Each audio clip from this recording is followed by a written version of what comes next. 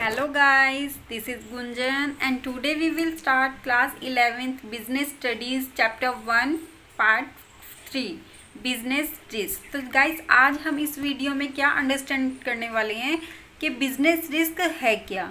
तो इसका मीनिंग क्या है? It refers to the possibility of inadequate profit और even losses in the business because of uncertainty.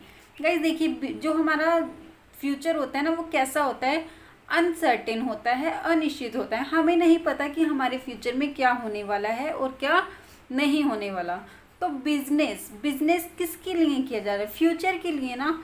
आप बिजनेस आज स्टार्ट करोगे तो वो फ्यूचर में आपको प्रॉफिट देने वाला है, फ्यूचर में लॉस होगा, जो भी होगा फ्यूचर में होगा। तो आपको अभी नहीं पता कि आप उसके अंदर इन्वेस्ट कर रहे हो, मनी लगा रहे हो, तो आपका कितना लॉस होगा या फिर आपको कितना प्रॉफिट होगा। तो फ्यूचर एक अनसर्टेन होता है, फ्यूचर अनसर्टेन होता है जिसके बारे में आपको कुछ भी नहीं पता होता। तो it refer to the possibilities. तो जो हमारा बिजनेस रिस्क है वो क्या है? एक पॉसिबिलिटी है ऑफ इनएडिक्वेट प्रॉफिट और इवन लॉसेस, की प्रॉफिट भी हो सकता है और लॉस भी हो सकता है इन द बिजनेस। किसमें? बिजनेस में। बिकॉज ऑफ अनसर्टेनिटीज, क्योंकि हमें फ्यूचर के बारे में कुछ भी नहीं पता है, और कुछ भी नहीं पता है तो फ्यूचर में प्रॉफिट भी हो सकता है और लॉस भी हो सकता है। तो जो हमारा फ्यूचर है वो अनसर्टेनिटी है। तो ये एक उसकी पॉसिबिलिटी है कि प्रॉफिट भी हो जाए और लॉस भी हो सकता है। नेक्स्ट है नेचर ऑफ बिजनेस रिस्क, कि बिजनेस रिस्क का नेचर कैसा है। फर्स्ट है risk is the result of uncertainties. जो रिस्क है वो अनसर्टेनिटीज का रिजल्ट है। जैसा कि अभी आपको बताया कि बिजनेस कैसा, फ्यूचर कैसा होता है? अनसर्टेन होता है, अनिश्चित होता है। हमें नहीं पता है कि फ्यूचर में क्या होने वाला है।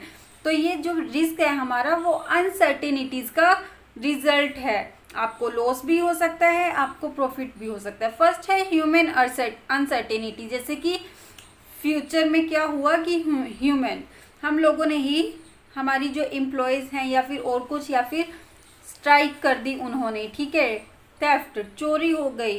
तो ये एक ह्यूमन द्वारा की गई अनसर्टेनिटी है, जो ह्यूमन द्वारा हो रही है और हमें नहीं पता कि क्या होने वाला है।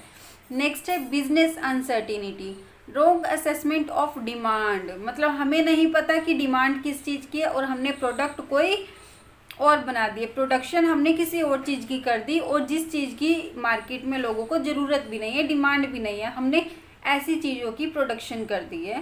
Change in prices, price change हो गए हैं, ठीक है। तो ये सारे, इस सब से भी हमें क्या होने वाला है? लॉस ही होगा, क्योंकि हमने वो चीज़ें बना दी हैं जिसकी लोगों को ज़रूरत नहीं है। अब वो हमसे कोई परचेज थोड़ी ना करेगा, ठीक है। और प्राइस बढ़ जाते हैं, प्राइस बढ़ जाते हैं तो वो भी एक अनसर्टेनिटी है बिजनेस के लिए। नेचुरल अनसर्टेनिटी, जैसे कि अर्थक्वेक, ड्रोट, स्नोफॉल, बाढ़ आ गई, आंधी तूफान में सब कुछ नष्ट हो गया, डिस्ट्रॉय हो गया, स्नोफॉल, बर्फबारी हो गई, सूखा पड़ गया।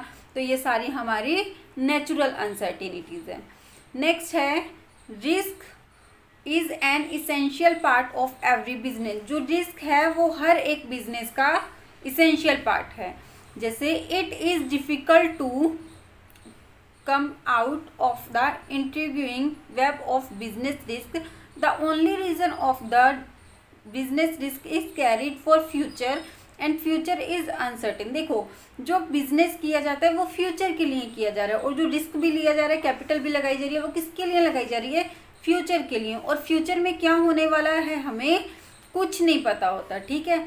The risk can certainly be minimise. तो हम रिस्क को कम भी कर सकते हैं। कम कैसे कर सकते हैं? कि कम प्रोडक्शन करके, या फिर हमने कोई एज अ बिजनेस स्टार्ट किया जहाँ पर प्रोडक्शन की, जहाँ पर हमें कैपिटल लगाने की इतनी ज़रूरत ही नहीं है। क्यों? क्योंकि फ्यूचर के लिए है, फ्यूचर अनसर्टेन है, तो फ्यूचर में कुछ भी हो सकता है। तो रिस्क हमारे ऊपर डिपेंड करता है कि हम उसको कम भी कर सकते हैं। नेक्स्ट है degree of risk worries with the size of business. अब जो रिस्क है ना वो बिजनेस के साइज के ऊपर डिपेंड करता है। The degree of risk is less in a small size business. अगर आपका बिजनेस छोटा होगा तो आपका रिस्क भी कम होगा, as compare to the degree of risk is a big business. अब अगर आपका बिजनेस बहुत ज़्यादा है तो आपको रिस्क भी बहुत ज़्यादा होगा। देखो, आपने एक शॉप ओपन की है, ठीक है, और आपने एक छोटी सी शॉप ओपन की है, उसमें कोई ज़्यादा सामान वगैरह नहीं डाला आपने, तो वहाँ पर आपको कम रिस्क है, ठीक है। आप उसमें जितने मर्जी, आपके ऊपर डिपेंड करता है कि कम पैसे लगाओ और उसमें उसको ओपन करके बैठ जाओ, ठीक है। तो वो हमारा एक स्मॉल बिजनेस में आ जाएगा और उसमें हमारे पास रिस्क भी कम होगा। उसी की जगह अगर आप एक बड़ा शोरूम, एक मॉल ओपन कर लो, अब मॉल में तो बहुत ज़्यादा इन्वेस्टमेंट की ज़रूरत होती है, ठीक है। आपने बहुत ज़्यादा इन्वेस्टमेंट कर दी, अब फ्यूचर पे वो चलने वाला है या नहीं चलने वाला कुछ नहीं पता, तो उसके अंदर रिस्क भी उतना ही ज़्यादा होगा। जितना ज़्यादा बड़ा वो बिजनेस होगा उतना ज़्यादा ही रिस्क होगा। तो जो हमारा रिस्क है वो किसके ऊपर डिपेंड करता है? साइज ऑफ बिजनेस, कि बिजनेस का साइज कैसा है। अगर बिजनेस का साइज छोटा है तो रिस्क कम होगा, और अगर बिजनेस का साइज बड़ा है तो रिस्क भी ज़्यादा होगा। नेक्स्ट है profit is consideration of risk taking. Whatever a business gets for taking risk is profit. The greater the risk the more is the possibility of profit. देखो, जितना ज़्यादा आप रिस्क लोगे उतना ज़्यादा आपको प्रॉफिट भी हो सकता है। अगर आपने ये सोचिए कि फ्यूचर में लॉस हो गया, ठीक है, ये सोचकर आपने ज़्यादा बड़ा रिस्क नहीं लिया, मतलब ज़्यादा बड़ा बिजनेस स्टार्ट नहीं किया, तो प्रॉफिट तो आपको उसी के अकॉर्डिंग होगा ना जितना बिजनेस स्टार्ट करोगे। छोटा बिजनेस, छोटा रिस्क तो छोटा प्रॉफिट, बड़ा बिजनेस, बड़ा रिस्क तो ज़्यादा प्रॉफिट, ठीक है। तो वही चीज़ है कि profit is consideration of risk rating, कि जितना ज़्यादा आप रिस्क लोगे उतना ही ज़्यादा आपको प्रॉफिट होने वाला है, ठीक है। तो आप अगर रिस्क से पहले ही डर के बैठ जाओगे, आप कैपिटल लगाने से पहले ही डर के बैठ जाओगे, तो फिर वो नहीं हो पाएगा, ठीक है। इसलिए जितना बड़ा आपका रिस्क होगा, जितना ज़्यादा आपके अंदर रिस्क लेने की क्षमता होगी, उतना ही ज़्यादा आपके अंदर प्रॉफिट भी लेने की क्षमता होगी, आप प्रॉफिट भी उतना ही ज़्यादा गेन कर पाओगे। नेक्स्ट है risk depends on the nature of business. अब जो रिस्क है वो किसके ऊपर डिपेंड करता है? बिजनेस के नेचर के ऊपर। The amount of risk depend on the nature of business. जो बिजनेस रिस्क का अमाउंट है वो किसके ऊपर डिपेंड करता है?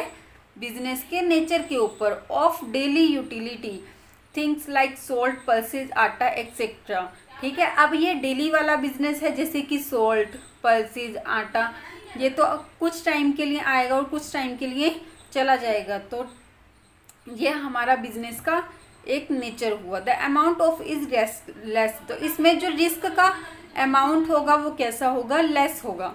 ऑन द अदर हैंड, और दूसरी साइड हम देखते हैं in business where things governing fashion are sold the amount of risk is greater. अब फैशन वाली चीज़ें आप बना रहे हो, जैसे कि कपड़ों की प्रोडक्शन कर रहे हो या और चीज़ों की प्रोडक्शन कर रहे हो जो मार्केट में जिनका फैशन चल रहा है, ठीक है, और वहाँ पर अगर आप सेल कर रहे हो तो आपका रिस्क ग्रेटर होगा। क्यों? क्योंकि आपको ज़्यादा अमाउंट में चीज़ें बनानी पड़ेंगी और वो चीज़ें महंगी भी होंगी, कॉस्टली भी होंगी, इसलिए वहाँ पर रिस्क भी ज़्यादा होगा। तो हमारा जो रिस्क है वो बिजनेस के नेचर के ऊपर भी डिपेंड करता है। नेक्स्ट है कॉजेज ऑफ बिजनेस रिस्क, कि बिजनेस रिस्क के कारण क्या हो सकते हैं। फर्स्ट है नेचुरल कॉजेज। नेचुरल में जैसे कि बर्फबारी हो गई, तूफान आ गया, आंधी आ गई, सूखा पड़ गया, बाढ़ आ गया, ठीक है, तो ये सारी चीज़ें इसमें आ जाएंगी। Natural cause, these include those cause which are beyond the power of man. इसके अंदर वो चीज़ें आ जाती हैं जो मैन की पावर को बिल्कुल तरह से ख़त्म कर देता है। Man can only think about them, ठीक है, मैन उसके बारे में सिर्फ सोच सकता है। And can not say anything about them, और उसके बारे में कुछ कहा नहीं जा सकता। They can be divided into 3 parts. अब जो हमारे नेचुरल कॉजेज है वो भी 3 पार्ट्स में डिवाइड हैं। फर्स्ट है सीजनल चेंज, कि जैसे सीजन चेंज हुआ, dust storm, snowfall, flood, drought, fire, ये सारी चीज़ें हो गई, तो ये हमारे पास एक सीजनल चेंज में आ जाता है। Geological changes taking place in the वॉर्म of the earth cause great loss, जिसके कारण हमारे अर्थ पे बहुत ज़्यादा लॉस हो रहा है, ठीक है, वो आ जाते हैं हमारे जियोलॉजिकल चेंजेस में। जैसे कि मान लो कि बाढ़ आ गई, और बाढ़ आई एक झटके में, उसने सब कुछ नष्ट कर दिया, बहुत ज़्यादा लॉस हो गया, लोगों के घर टूट गए, सब कुछ हो गया, घर गिर गए, और पानी भर गया हर जगह, सब कुछ ख़त्म हो गया, ठीक है। तो जिसके से बहुत ज़्यादा लॉस हो जाता है, वो होते हैं हमारे जियोलॉजिकल चेंजेस। नेक्स्ट है other natural calamities, it includes lightning, adverse changes in the atmosphere, जैसे कि गरज, बादलों में गर्जन हो रही है, ठीक है, बिजली चमक रही है, बहुत ज़्यादा तूफान आ रहा है, एटमॉस्फेयर पर बहुत उल्टा इफेक्ट पड़ा, locust attack on the standing crops, कि जो क्रॉप्स खड़ी हुई थी वो सारी गिर गई है, क्रॉप्स बिल्कुल ख़त्म हो गए हैं। तो ये हमारी सारी अदर नेचुरल कैलेमिटीज़ में आ जाती हैं। तो ये आप देख ही रहे हैं कि यहाँ पर नेचुरल कॉज में आपको क्या दिखा रखा है, बाढ़ दिखा रखी है, बाढ़ आई और सब कुछ, सबके घर वगैरह टूट गए, और इससे क्या होगा, सारा सामान नष्ट हो जाएगा, ठीक है। तो ये भी हमारे लिए एक कारण बनता है रिस्क। नेक्स्ट है ह्यूमन कॉज। अब दूसरा कारण क्या है, हम खुद, लोग, human, people. It include all the causes born out of human carelessness. इसमें वो सारे कॉजेज आ जाते हैं जो ह्यूमन की केयरलेसनेस से होते हैं, dishonesty, impatience, lack of intelligence. देखो ह्यूमन केयरलेसनेस में कि ह्यूमन ने, मतलब हम लोगों ने केयर नहीं की उन चीज़ों की, जैसे मैनेजर वगैरह हो गया या फिर जो ओनर हो गया, ठीक है। डिसऑनेस्टी, कस्टमर्स की डिसऑनेस्टी हो गई, इम्पेशेंस हो गया, लैक ऑफ इंटेलिजेंस, हमारे एम्प्लॉयज़ की में इंटेलिजेंस की कमी होगी। तो ये सारी चीज़ें किसकी हैं, हम लोगों की तो ये ह्यूमन कोज ही तो है, ठीक है, इसलिए ये किस में है, ह्यूमन कोज में आ गई।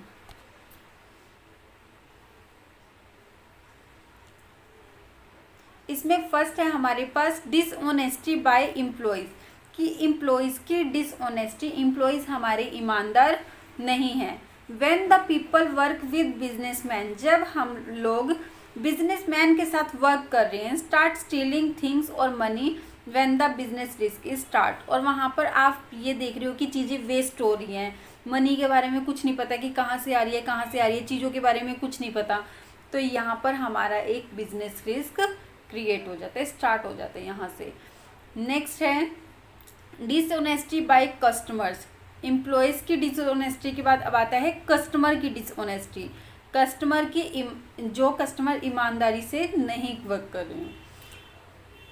When the customer are stealing things are unable to make payment. अब देखो क्या हुआ कि आपसे कोई कस्टमर कोई सामान लेकर गया, प्रोडक्ट लेकर गया है, ठीक है, उसने आपको, आप बहुत बिजी थे, आपने ध्यान नहीं दिया और उसने सामान लिया और वो आपको बिना पेमेंट के ही चला गया, या फिर किसी ने उधार लिया था, ठीक है, और अब वो पता नहीं कहाँ है, गायब हो गया, ठीक है, छोड़कर चला गया वो शहर या फिर कहीं और, जिससे कि वो पेमेंट नहीं कर पाया, जिससे उसने पेमेंट नहीं की। तो ये कस्टमर की डिसऑनेस्टी है कि वो लोग पेमेंट नहीं कर रहे हैं। नेक्स्ट है स्ट्राइक एंड लॉकआउट। अब स्ट्राइक भी कौन करेगा, ह्यूमन्स ही करेंगे। The dissatisfaction of the labour finally changes itself into a strike और लॉकआउट। देखो जब हमारी लेबर्स की डिससेटिस्फैक्शन होगी, वो सेटिस्फाइड नहीं होंगी, या तो वो सैलरी से सेटिस्फाइड नहीं होंगे या फिर और कोई रीज़न हो सकता है, या वो बहुत परेशान है वहाँ पर, ठीक है। तो जब वो डिससेटिस्फाइड होंगे और वो क्या कर देंगे, स्ट्राइक कर देंगे, लॉकआउट कर देंगे, बोल देंगे कि हमने काम नहीं करना है, हम काम नहीं कर रहे हैं, ना हम कंपनी को ओपन होने देंगे, ठीक है। तो ये सारी चीज़ें किस में आ जाती है, स्ट्राइक एंड लॉकआउट में, ये भी किस में आ गई, ह्यूमन कॉजेज में। नेक्स्ट है वर्किंग केयरलेसली। अब वर्क कर रहे हैं एम्प्लॉयज़ और बहुत केयरलेस होकर कर रहे हैं, ठीक है। When ever the owner of a business make a careless, कि जो बिजनेस का ओनर है वो कैसा है, केयरलेस है। एस्टिमेट ऑफ डिमांड, उसको नहीं पता कि मार्केट में क्या डिमांड है और वो जानना भी नहीं चाहता कि मार्केट में किस चीज़ की डिमांड है। और थ्रोइंग अ बर्निंग बीडीज और सिगरेट इन द गोडाउन, और क्या किया कि सिगरेट या फिर बीडीज वगैरह पीकर, बर्न करके, जलाकर वहाँ पर फेंक दिया गोडाउन वगैरह में। तो रिजल्ट क्या होगा, फायर, ठीक है, आग लग जाएगी वहाँ पे। नेक्स्ट है इकोनॉमिक कॉज। इकोनॉमिक कॉज जैसे चेंजेस इन फैशन, फैशन में चेंज आ गया, कल लोग किसी और चीज़ की डिमांड कर रहे थे, आज वो किसी और चीज़ की डिमांड कर रहे हैं, और आपने क्या किया, प्रोडक्शन आपकी हो चुकी है, तो यहाँ पर से आपको लॉस होगा बहुत ज़्यादा। चेंज इन प्राइजेस, कल प्राइस घटे हुए थे, आज वो प्राइस एकदम से बढ़ गए हैं, या फिर जो चीज़ें आपने बनाई उस टाइम पर वो प्राइस बढ़े हुए थे, लेकिन जब आपका अब प्रोडक्ट मार्केट में जाना है तो वो प्राइस घट चुके हैं, तो आपको तो लॉस होगा। नेक्स्ट है इफेक्ट ऑफ कंपटीशन। अब किसी कंपनी ने क्या किया कि अच्छी फैसिलिटीज़ वगैरह दे दी हैं, तो इससे जो दूसरे कॉम्पिटिटर्स होंगे, दूसरी फर्म्स होंगी, उनके ऊपर भी इफ़ेक्ट पड़ेगा, उनको भी देना ही पड़ेगा। मान लो उनके अंदर इतनी क्षमता नहीं है कि वो दे पाए इतनी फैसिलिटीज़, ठीक है, तो किसको इफ़ेक्ट पड़ेगा? दूसरी फर्म्स को। Providing facilities to the customer, customers को फैसिलिटीज़ दे रहे हैं, ठीक है, और कोई तो दे रहे हैं बहुत अच्छी फैसिलिटीज़ और कोई नहीं दे पा रहे हैं, तो ये भी हमारा एक इकोनॉमिक कॉज है। अदर कॉजेज जैसे नेचुरल कॉजेज, नेचुरल कॉजेज में वही कि ड्रॉट, स्नोफॉल, ये सारी चीज़ें आ जाएंगी। टेक्निकल कॉजेज में कि मशीनरी, अब टेक्निक्स आ रही हैं, न्यू मशीनरीज आ रही हैं, लेकिन हमारी फर्म्स के पास इतना नहीं रखा है, इतना कैपिटल नहीं है कि हम जाकर दूसरी मशीनरी को इतनी जल्दी चेंज कर लें। होगी किसी फर्म के पास, होगी इतनी मनी होगी कि वो चेंज कर पाएँ, लेकिन हर किसी के बस की बात नहीं होती है। तो ये एक हमारा टेक्निकल कोज में आ गया। मैकेनिकल कोजेज, काम चलते चलते बंद हो गया, क्यों? उनके अंदर कोई इशू आ गया, उनकी मशीनरी ख़राब हो गई, तो इस कारण से ये हमारा हो गया एक मैकेनिकल कोज। नेक्स्ट है मैनेजरियल कोज, कि हमारी जो कंपनी है वहाँ पर जो मैनेजर है उन चीज़ों को अच्छे से नहीं देखा जा रहा है, अच्छे से नहीं गाइड किया जा रहा है कि कैसे किस काम को करना है, ठीक है, मनी बहुत ज़्यादा लग रही है, वेस्ट हो रहा है मटेरियल, तो ये हमारे सारे मैनेजरियल कोजेज में आ जाएंगे। तो ये था हमारा बिजनेस रिस्क का टॉपिक, यहाँ पर ये टॉपिक फिनिश हो चुका है। नेक्स्ट वीडियो में हम नेक्स्ट चैप्टर स्टार्ट करेंगे, ठीक है। Thank you.